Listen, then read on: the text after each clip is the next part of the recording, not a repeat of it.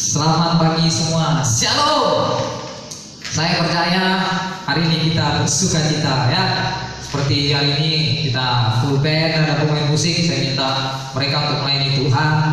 Dan saya percaya kita semua bersuka cita. Coba pagi ini berikan senyuman buat samping kiri kanannya, katakan bahwa Allah kita adalah Allah yang besar. Berikan Allah kita adalah Allah yang besar. Amin. Mari bersama-sama kita siapkan hati kita, kita menyembah Tuhan, meninggikan nama Tuhan, dan memuliakan namanya. Yesus. Amin.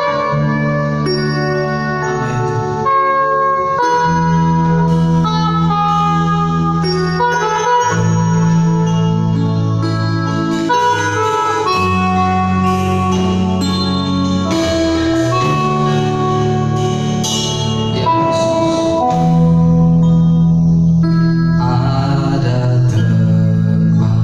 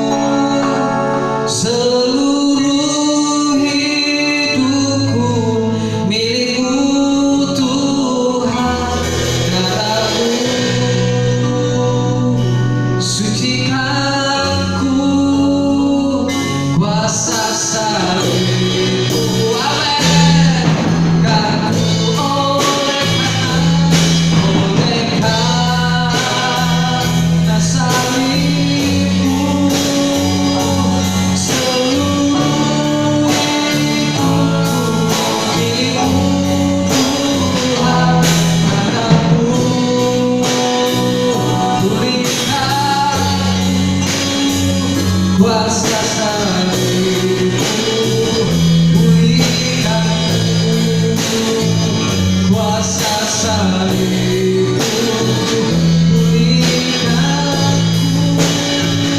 kuasa salibmu pulihkanku.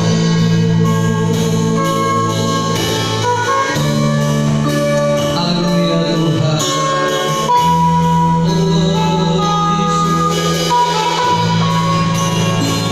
Haleluya Tuhan. Amin. Yesus.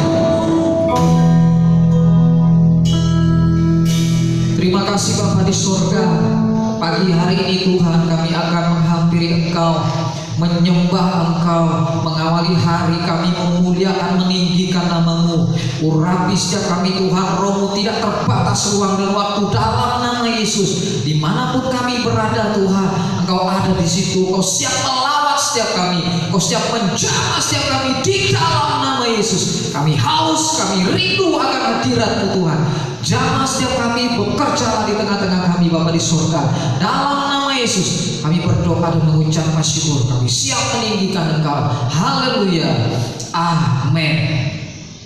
Kuasa Tuhan, ada firman Tuhan berkata, ada kuasa di tengah pujian umatnya. Ketika kita menaikkan pujian kita, ketika kita bersorak meninggikan nama Tuhan, maka kuasa Tuhan mengalir di tengah-tengah setiap kita, menjamah setiap kita, memulihkan setiap kita, memperbaharui setiap iman kepercayaan kita kepada Tuhan. Mari bersama-sama kita nyanyikan lagu Ku beri kuasa.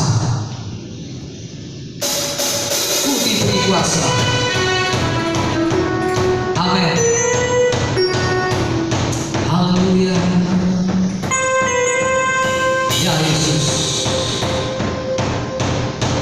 Ya, Ku diberi kuasa.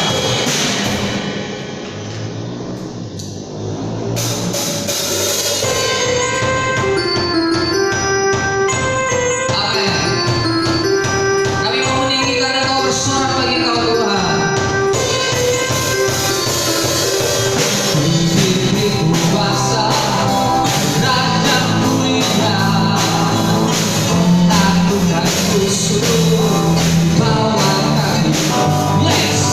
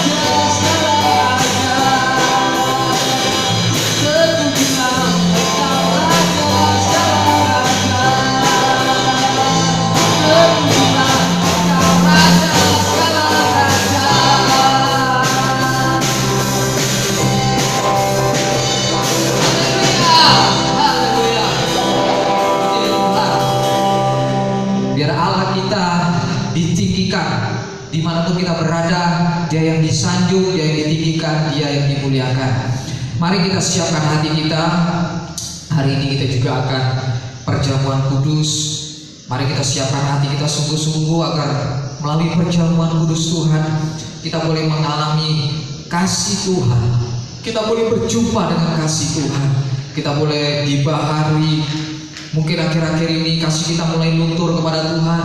Ambil kesempatan pagi hari ini, rendahkan hatimu di hadapan Tuhan. Terima firman Tuhan, terima roti dan anggur Tuhan. Imani bahwa Tuhan akan melimpahkan kasih-Nya dalam setiap kehidupan kita. Mari kita siapkan hati kita. Terima kasih Tuhan, Engkau Allah kami yang baik Tuhan. Karena salib-Mu kami bisa ada sampai sekarang ini Tuhan. Karena salib-Mu Tuhan, kami boleh memanggil Engkau Aba ya Bapa. Karena pengorbanan-Mu Tuhan, kami boleh dipulihkan hubungan kami dengan Engkau Bapa di surga. Kami haus Tuhan Yesus. Biarlah Bapa Yesus, Tuhan haus Tuhan.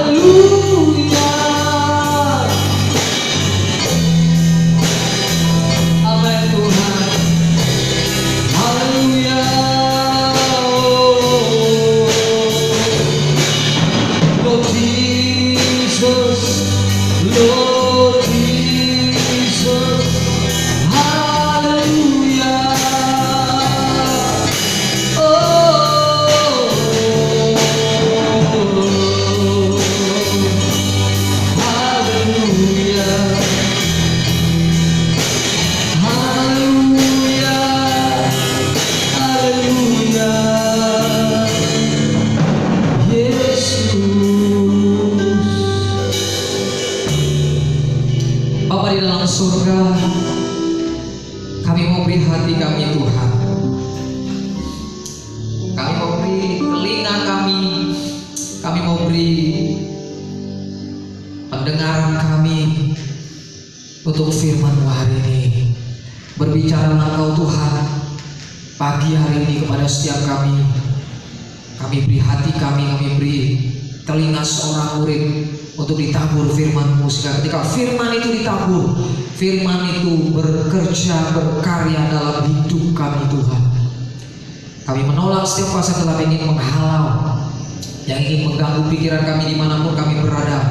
Dalam nama Yesus, biar kuasa Tuhan, Roh Kudus menguasai hati dan pikiran kami, menjamah setiap kami.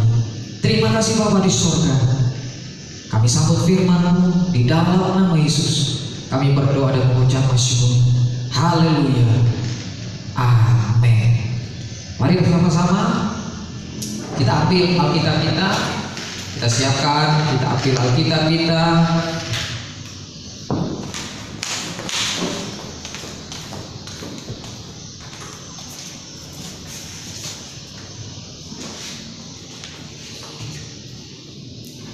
Kita akan dengar firman Tuhan.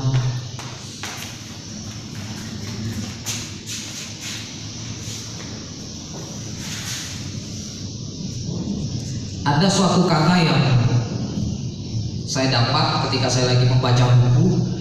Kata-kata kalimatnya seperti ini: untuk memberitahu atau mengingatkan akan sesuatu hal diperlukan sarana. Untuk memberitahu atau mengingatkan akan suatu hal diperlukan sarana. Saya kasih contoh seperti ini. Misalnya gini, bagi yang sudah menikah pasti ada cincin. Nah, cincin itu kita pakai untuk apa? Untuk memberitahu kepada orang bahwa apa? Saya sudah menikah. Kebetulan saya belum. Nah, yang pakai cincin itu menunjukkan apa? Memberitahu bahwa oh, dia sudah menikah, dia sudah ada yang punya. Artinya apa? Sesuatu yang dia pakai itu memberitahu orang lain bahwa dia sudah menikah. Contoh lagi, salah satu contoh seperti ini.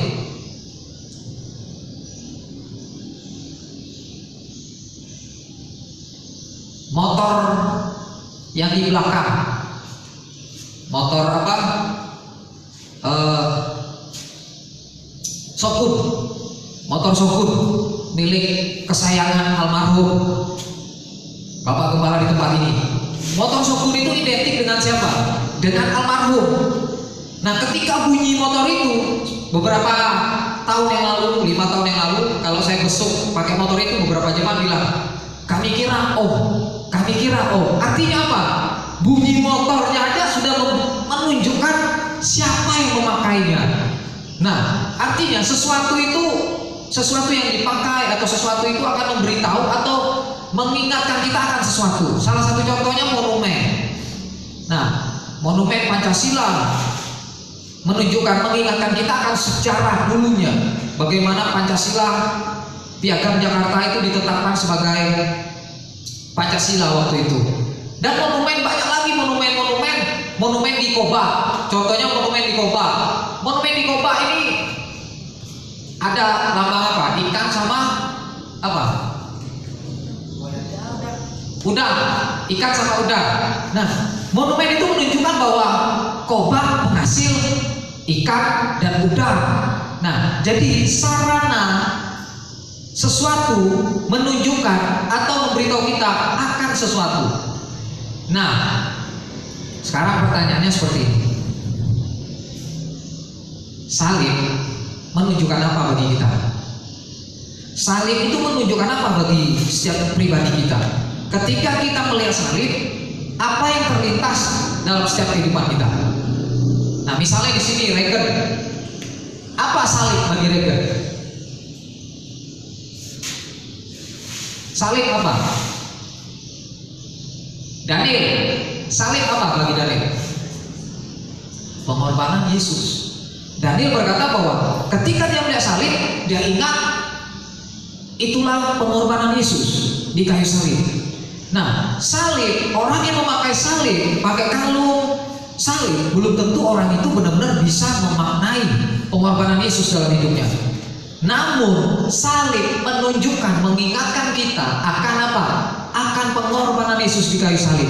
Seperti halnya juga roti perjamuan dan anggur perjamuan mengingatkan kita. Firman Tuhan katakan untuk mengingatkan kita akan pengorbanan Yesus di kayu salib.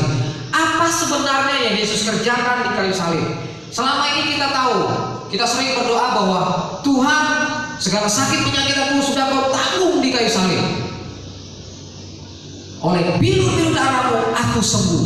Kita tahu bahwa disaliblah segala dosa kita, disaliblah segala sakit penyakit kita, ditanggung semuanya di atas kayu salib oleh pengorbanan Yesus. Sehingga sejak kita, firman Tuhan berkata, oleh bilur-bilur darahnya kita menjadi sembuh.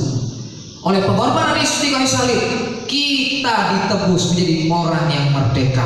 Hari ini kita akan bersama-sama belajar. Ada dua pengertian salib yang akan kita pelajari hari ini. Ada dua pengertian salib yang harus kita ketahui. Kita buka di dalam Kolose 1 ayat yang ke-21. Kolose pasal yang ke-1 ayat 21.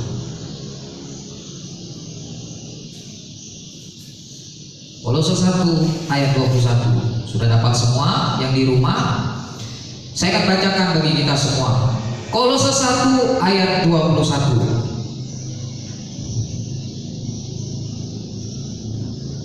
Juga kamu yang dahulu hidup jauh dari Allah dan yang memusuhinya dalam hati dan pikiran, seperti yang nyata dari perbuatanmu yang jahat. Jadi yang pertama, Bapak semua, salib sebagai perdamaian. Yuk sama-sama katakan yang di rumah juga. 1, 2, 3. Salib sebagai perdamaian. 1, 2, 3. Salib sebagai perdamaian. Nah, salib sebagai perdamaian. Kalau salib sebagai perdamaian, siapa yang didamaikan dengan siapa? Nah ini pertanyaannya. Siapa yang didamaikan dengan siapa? Firman Tuhan di dalam Kolose 1 ayat 21 dikatakan, juga kamu yang dahulu hidup jauh dari Allah dan yang memusuhinya dalam hati dan pikiran. Adam pertama jatuh dalam dosa, sehingga benih dosa itu mengikat kehidupan manusia sampai detik ini. Nah, karena benih dosa itulah, karena dosa itulah membuat manusia kehilangan kemuliaan Allah. Manusia hubungannya dengan Allah terputus karena dosa. Sehingga hati manusia kecenderungannya berbuat jahat, kata firman Tuhan. Kecenderungan hati manusia oleh karena dosa berbuat jahat. Bahkan firman Tuhan berkata ketika kita jauh dari Tuhan dan memusuhi Tuhan dalam hati dan pikiran kita, hati kita penuh dengan benih-benih yang jahat, pikiran kita penuh dengan benih-benih yang jahat. Firman Tuhan katakan kita adalah musuh Allah sebelum kita mengenal salib Kristus. Ketika kita menjadi musuh Allah, ketika Adam jatuh dalam dosa, otomatis dosa menguasai manusia. Manusia seharusnya dimusnahkan oleh Allah. Karena dosa, manusia seharusnya dimusnahkan oleh Allah. Regan harusnya dimusnahkan, Ella, Catherine harusnya dimusnahkan dari muka bumi ini. Dan kita yang ada di rumah juga harusnya kita semua dimusnahkan dari muka bumi ini. Karena apa? Kecenderungan hati kita, kecenderungan pikiran kita untuk berbuat dosa, itulah yang mengakibatkan hubungan kita dengan Allah terputus. Nah, karena hubungan kita dengan Allah terputus, kita menjadi musuhnya Allah. Karena kecenderungan hati kita berbuat dosa, kita menjadi musuhnya Allah. Harusnya kita dihukum oleh Allah. Allah penuh kasih, benar Allah penuh kasih, tapi Dia juga Allah yang adil. Nah, oleh sebab itu, saudara-saudara semua, di kayu saliblah kasih Allah dan keadilan Allah dinyatakan. Di kayu saliblah perdamaian itu dinyatakan. Kenapa di kayu salib didamaikan kita dengan Allah? Karena kasih Tuhan akan dunia ini, sehingga Ia mengaruniakan anaknya yang tunggal di dalam Yohanes 3:16, agar setiap orang yang percaya kepada Yesus memperoleh hidup yang kekal. Dia tidak binasa melainkan memperoleh hidup yang kekal. Salib mendamaikan kita dengan Allah. Pengorbanan Yesus di kayu salib mendamaikan setiap kita dengan Allah. Ketika hidup kita yang dulu menjadi musuhnya Bapa, didamaikan oleh pengorbanan Yesus. Kapan peristiwa itu terjadi dalam hidup kita? Kapan pendamaian itu boleh terjadi dalam hidup kita? Ketika kita percaya Tuhan Yesus, Engkau mati di kayu salib menebus setiap dosa dan pelanggaranku. Engkau damaikan aku dengan Bapa. Saat itu juga lah kehidupan kita didamaikan dengan Bapa di surga. Amin. 2 Korintus 5 ayat yang ke-19.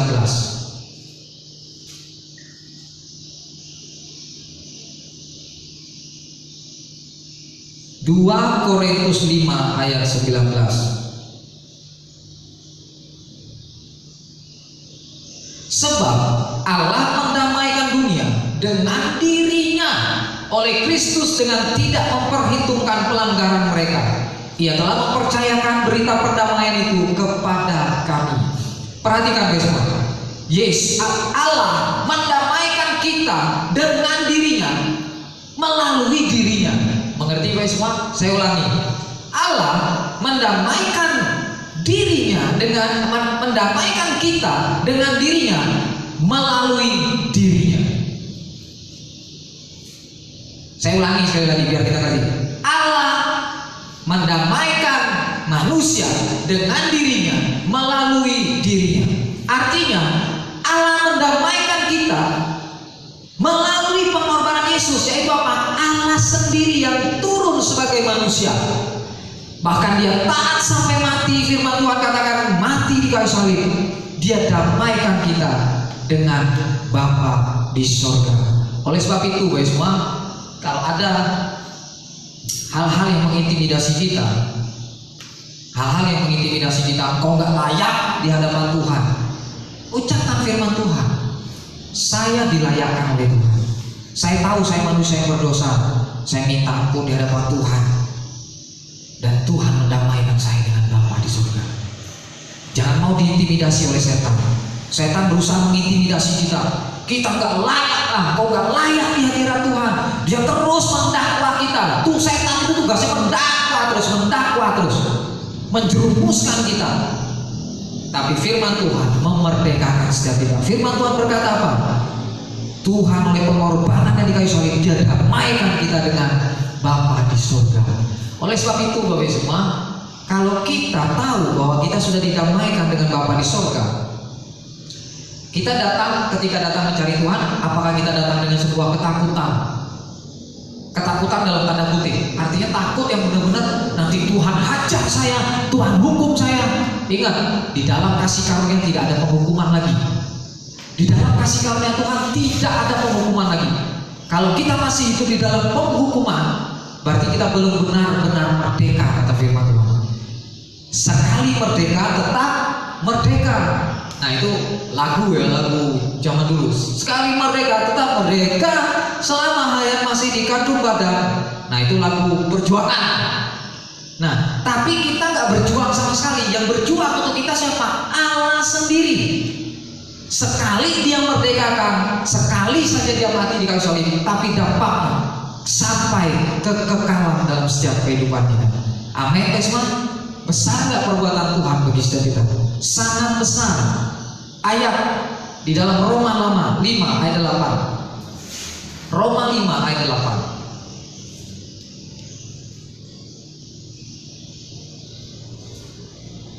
Hari ini kita agak pengajaran Bapak Ibu semua, agar kita mengerti benar bahwa salib Tuhan itu sangat besar dalam setiap kehidupan kita. Roma 5 ayat yang ke-8.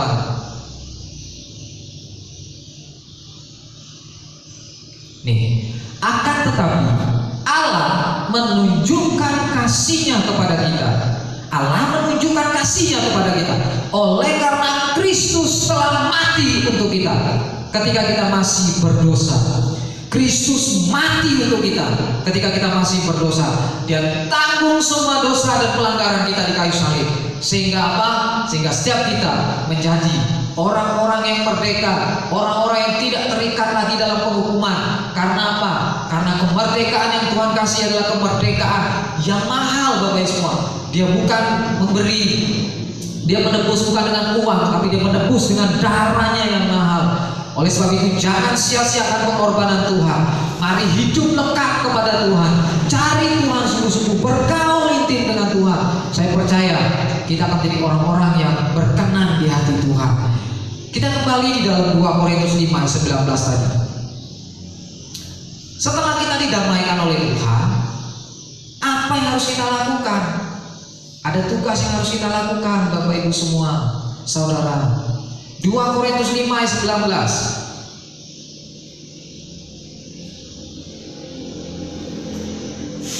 Apa yang harus kita lakukan? Ayat terakhir 2 Korintus 5 ayat 19, bagian terakhir. Ia telah mempercayakan berita pendamaian itu kepada kami. Hari ini saya mau katakan kepada setiap Bapak Ibu semua, Tuhan sudah mempercayakan berita pendamaian itu kepada setiap kita. Amin. Tuhan sudah percayakan itu. Artinya apa? Tugas kita untuk memberitakan pendamaian itu kepada orang-orang. Tugas kita untuk apa? Memberitakan bahwa kamu orang yang dulu tidak berharga, diremehkan orang lain, seperti yang kau tidak ada harganya, tapi oleh pengorbanan Yesus engkau didamaikan dengan Bapa di sorga. Bagian kita pergi keluar menyatakan kepada orang-orang, ayo hidup berdamai dengan Allah, bergaul dengan Allah. Amin. Siap anak muda yang ada di tempat ini? Siap. Siap. Bapak Ibu semua saya percaya yang ada di rumah juga pasti siap. Amin. Yang kedua, salib sebagai pembenaran. Yuk sama-sama katakan 1, 2, 3. Salib sebagai pembenaran. 2, 3. Salib sebagai pembenaran. Nah, kita buka di dalam Titus 3 ayat 7. Titus 3 ayat yang ke-7. Titus pasal yang ketiga ayat yang ke-7.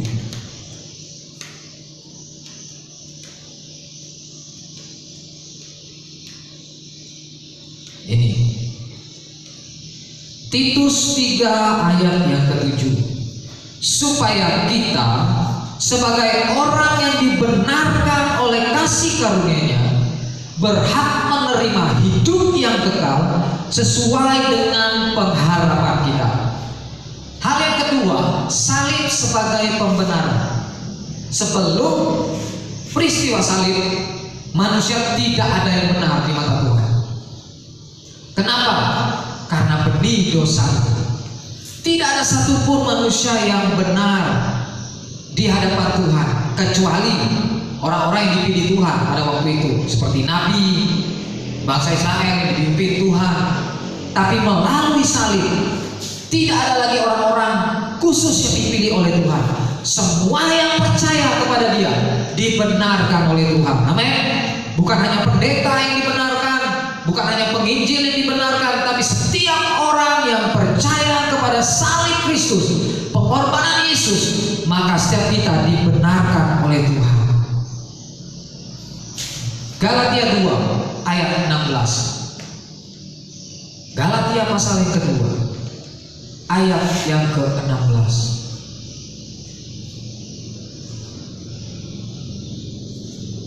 Galatia pasal yang kedua ayat yang ke-16.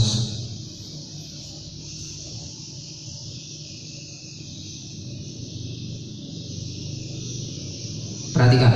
Kamu tahu bahwa tidak seorang pun yang dibenarkan oleh karena melakukan hukum Taurat, tetapi hanya oleh karena iman dalam Kristus Yesus. Sebab itu kami pun telah percaya kepada Kristus Yesus, supaya kami dibenarkan oleh karena iman dalam Kristus dan bukan oleh karena melakukan hukum Taurat. Sebab tidak ada seorang pun yang dibenarkan oleh karena melakukan hukum Taurat. Jadi Bapak semua, camkan baik-baik, kita dibenarkan karena iman. Nah, di sini kita bukan dibenarkan karena melakukan perbuatan baik, tidak. Terus mengurungkan diri di kamar, bersemedi, tidak bergaul dengan siapa-siapa, tidak. Bukan karena itu. Kita dibenarkan karena iman. Nah, ingat guys, karena iman yang seperti apa? Nah, banyak orang yang mengaku beriman kepada Tuhan, tapi banyak orang juga yang murtad. Apakah mereka beriman? Mereka tidak beriman. Nah, iman yang seperti apa yang Tuhan mau? Ketika kita memiliki iman yang benar seperti ini, maka hidup kita dibenarkan oleh Tuhan.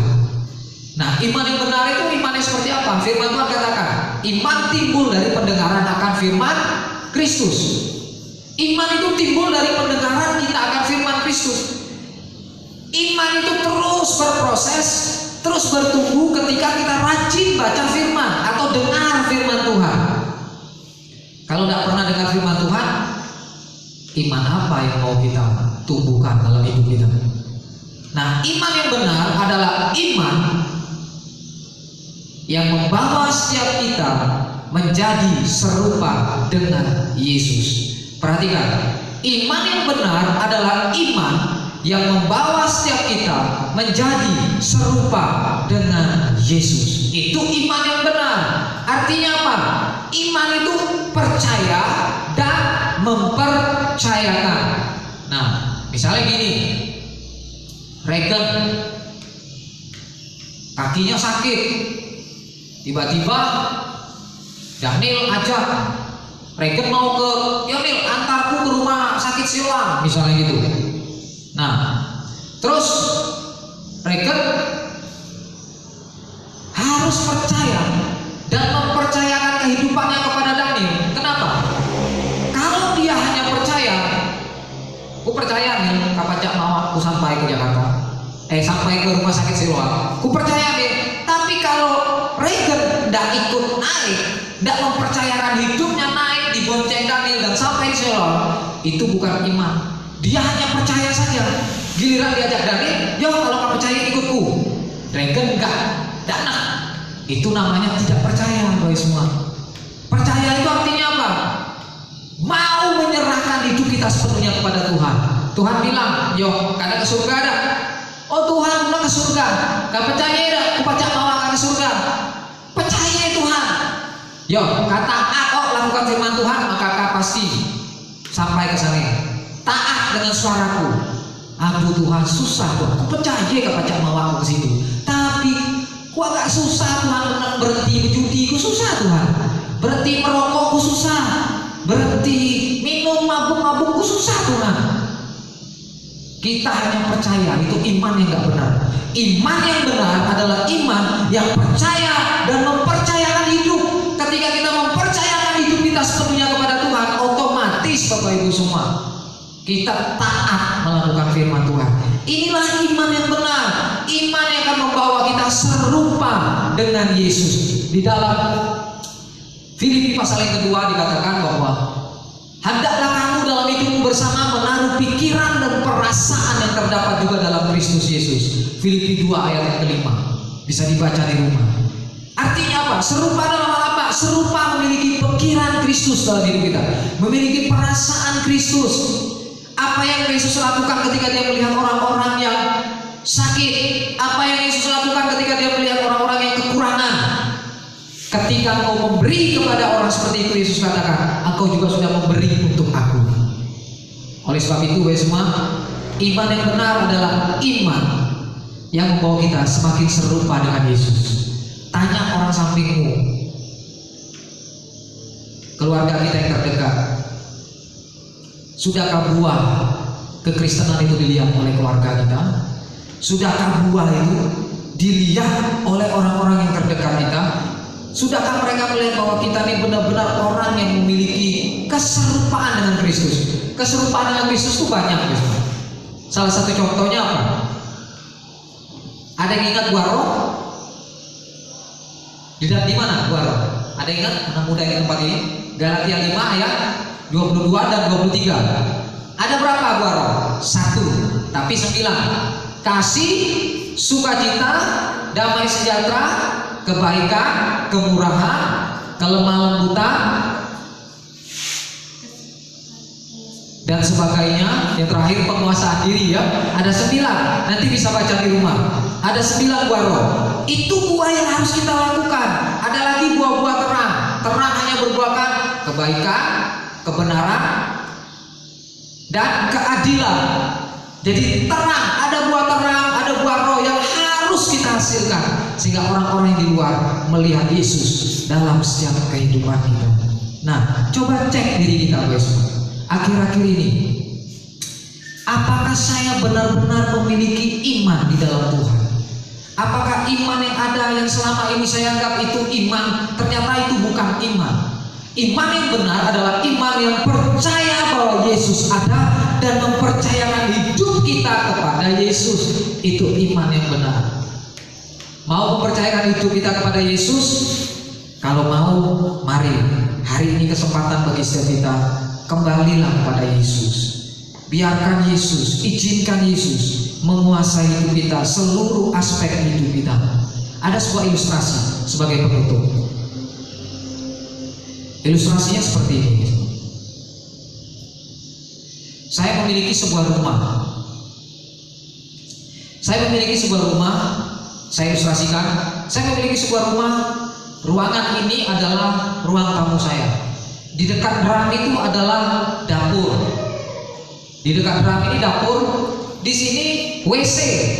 Nah, di sini dapur, di sini WC, di sini kamar. Nah, di sini kamar. Di sini kamar, ada 2 kamar. Ini kamar, sini ruang tamu, di drum dapur, sini WC. Lalu saya tuan rumahnya. Saya kasih contoh. Daniel maju ke depan, kita tolong Daniel. Ya, silakan Daniel. Nah, Daniel tuan rumahnya. Nah, sini nih. Daniel tuan rumahnya. Lalu Daniel berdoa kepada Tuhan. Dia berdoa, pejam ya. Dia berdoa, Tuhan, ini hidupku, kuserahkan sepenuhnya hidupku bahkan rumahku ke dalam tangan Tuhan. Ruang tamu ini Tuhan, kuserahkan dalam tangan Tuhan. Amin. Doa Daniel yang dia serahkan ke dalam tangan Tuhan adalah hanya ruang tamu.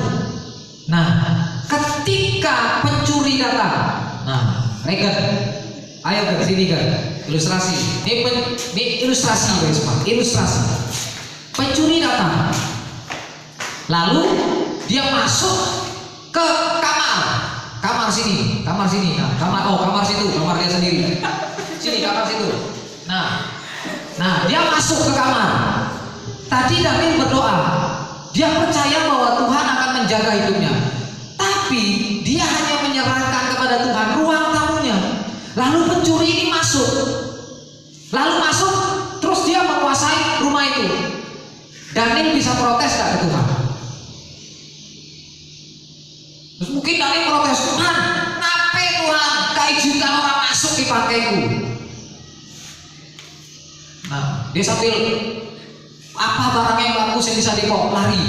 Nah, terus dia masuk lagi ke dapur. Nah, dia nyari kompor gas. Itu WC mas. Nah, dapur. Nah, di sini dapurnya. Nah, si Reker cari kompor gas begitu. Daniel nggak bisa berbuat apa-apa. Tuhan diam. Bukan berarti Tuhan diam. Ini sebuah ilustrasi, nanti saya jelaskan. Tuhan tetap di sini. Lalu dia pergi. Terima kasih Reker. Ini bukan ilustrasi. Lalu dia pergi. Pertanyaan saya, apakah Daniel bisa protes ke Tuhan? Tuhan, ngapain rumahku kecurian? Padahal sebenarnya kan Engkau bisa jaga rumahku. Karena doa Daniel tadi, dia hanya berdoa agar Tuhan hadir di ruang tamu saja. Nah, terima kasih nih. Saya malu jajar sama dia karena ganteng. Ya.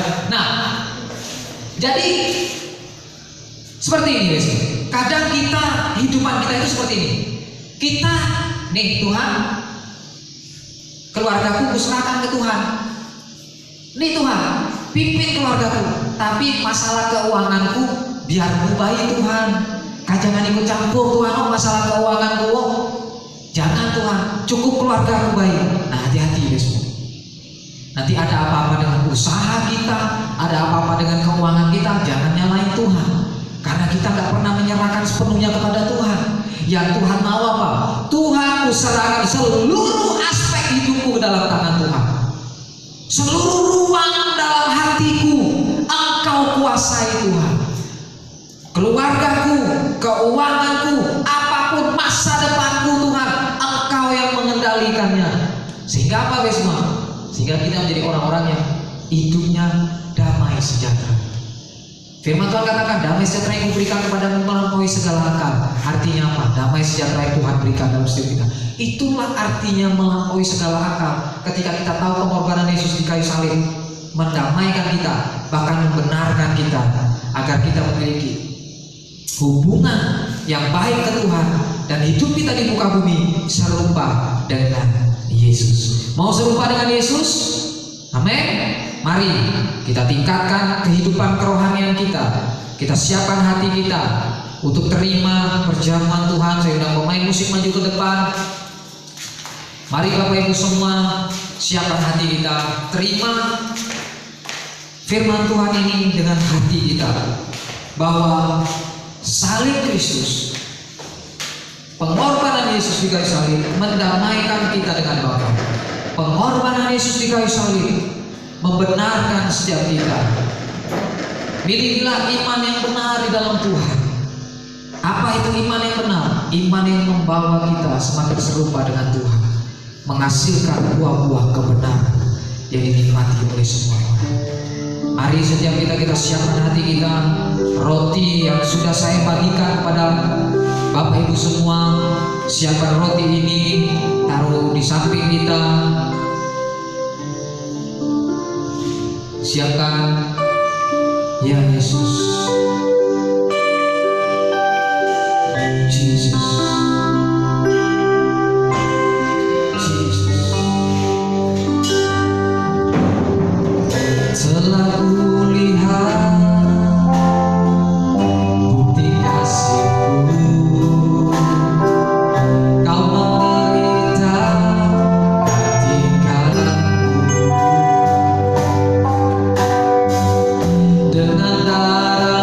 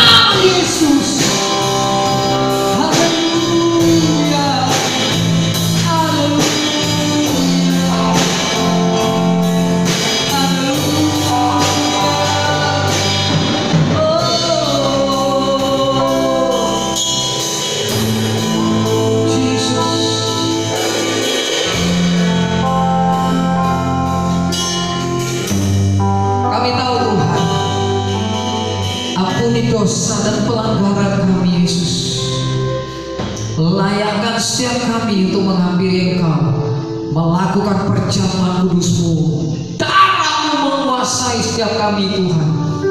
Kami mau menyatu dengan Engkau di dalam nama Yesus.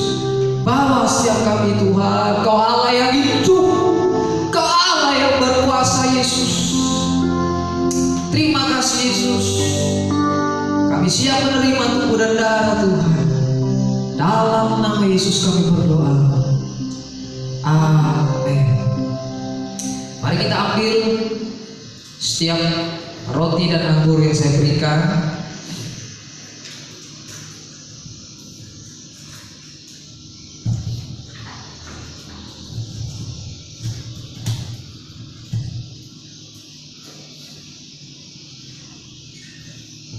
Dan siapkan hati kita tetap terkoneksi kepada Tuhan, terhubung dengan hadirat Tuhan.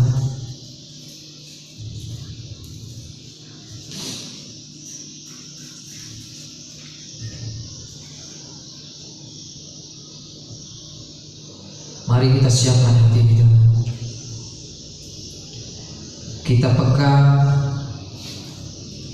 roti di tangan kanan kita, anggur kita pegang di tangan kiri kita.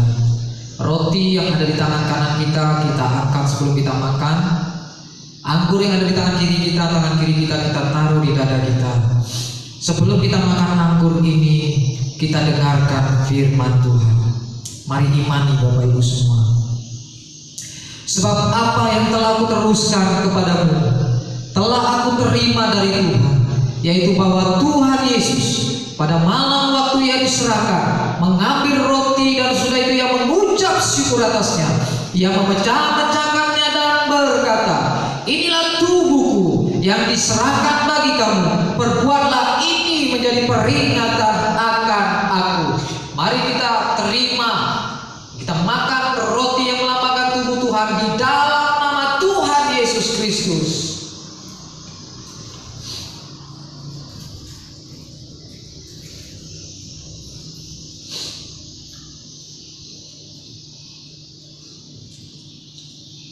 Terima kasih Tuhan. Terima kasih Yesus. Terima kasih Tuhan. Mari anggur yang ada di tangan kiri kita pindah di tangan kanan kita. Sebelum kita minum anggur yang melambangkan darah Tuhan, kita angkat tangan kanan kita dengarkan firman Tuhan. Demikian juga Ia mengambil cawan sesudah makan, lalu berkata, cawan ini adalah perjanjian baru yang dimeteraikan oleh darahku. Perbuatlah ini setiap kali kamu meminumnya menjadi peringatan akan aku. Sebab setiap kali kamu makan roti ini dan minum cawan ini, kamu memberitakan kematian Tuhan sampai Ia datang. Mari kita minum anggur yang melambangkan darah Tuhan di dalam nama Tuhan Yesus Kristus.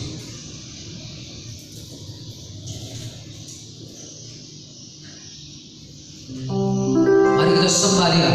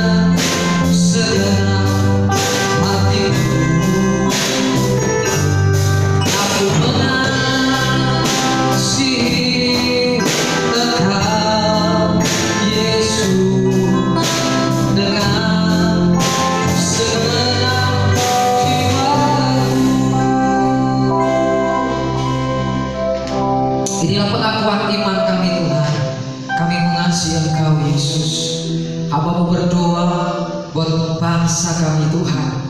Nanti-nantinya kami berdoa buat pemerintah kami. Biarlah Tuhan Engkau memakai Presiden Jokowi di dalam nama Yesus. Kekuatan kesehatan yang dari Tuhan, hikmat yang dari Tuhan turun dalam kehidupannya Tuhan. Sehingga setiap kebijakan-kebijakannya, kebijakan yang lahir dari hati Tuhan buat bangsa kami Tuhan, sehingga boleh membawa bangsa kami semakin lebih baik lagi Tuhan. Biar kemurahan Tuhan terjadi atas bangsa kami.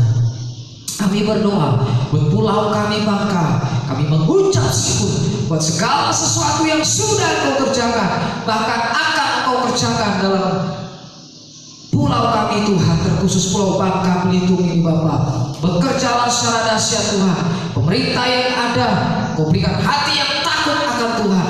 Hindari hati yang tamak, hati yang tidak berkenan di hadapan Tuhan. Beri ketakutan kepada Engkau Tuhan, sehingga melalui kehidupan mereka boleh membawa kedamaian boleh dirasakan oleh setiap orang yang ada di pulau ini Tuhan. Kami berdoa, ampuni kami, ampuni pulau kami, ampuni orang-orang yang ada di pulau kami Tuhan. Biar belas kasih-Mu turun atas pulau ini. Kami menolak setiap penyakit di dalam nama Yesus. Tidak ada segala sakit penyakit yang menghinggapi rumah kami, orang-orang yang percaya kepada Kau di dalam nama Yesus. Hidup kami ada dalam kendali Tuhan. Hidup kami sepenuhnya ada dalam kendali-Mu Tuhan. Oleh sebab itu kami menolak setiap roh ketakutan, kekhawatiran. Apapun yang kami kerjakan ketika kami mengerjakan untuk kemuliaan nama Tuhan, Engkau akan membuat segala sesuatu yang berhasil. Engkau membuat kami diberkati untuk memberkati banyak orang Tuhan. Di masa-masa yang sulit ini, buat terobosan bagi setiap kami, agar kami menjadi orang-orang yang berbeda Tuhan. Karena salib Kristus menebus setiap kami, membuat kami menjadi orang-orang yang merdeka Tuhan. Terima kasih Bapa di surga. Berkati Tuhan pelayan-pelayan hari ini, pemain musik yang telah mengambil bagian di tengah situasi yang sulit ini Tuhan. Berkati kehidupan mereka di masa muda mereka, Allah yang memberkatinya. Terus tambah-tambahkan talenta, karunia dalam hidup mereka. Beri roh takut akan Tuhan dimanapun mereka berada, mereka menjadi kesaksian. Dan nama Tuhan dimuliakan di setiap kehidupan mereka. Berkati jemaat-Mu Tuhan yang telah ambil bagian untuk pekerjaan Tuhan yang ada di tempat ini. Allah yang membalasnya berkali lipat ganda. Terima kasih Tuhan Yesus. Mari kita terima berkat Tuhan, kita angkat kedua tangan kita.